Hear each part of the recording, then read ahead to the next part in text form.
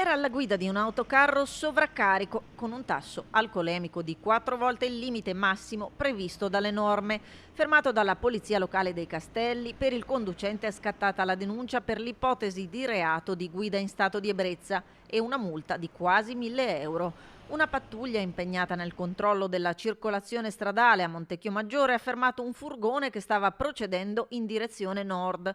L'uomo al volante, straniero di 51 anni, mostrava chiari sintomi connessi all'assunzione di bevande alcoliche. Un sospetto confermato poi dall'alcol test. La prova dell'etilometro ha infatti evidenziato un valore pari a circa 4 volte il tasso massimo consentito dalla legge per la guida dei veicoli.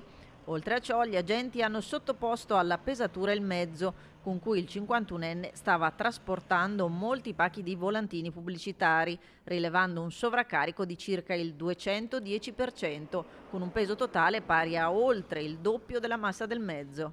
Di quello che è accaduto appunto di questo camionista che aveva tasso alcolico altissimo, un carico che era quasi il doppio del consentito, era una situazione veramente di grande pericolosità. Quindi un plauso alle forze dell'ordine, in particolare alle nostre forze dell'ordine, la Polizia dei Castelli.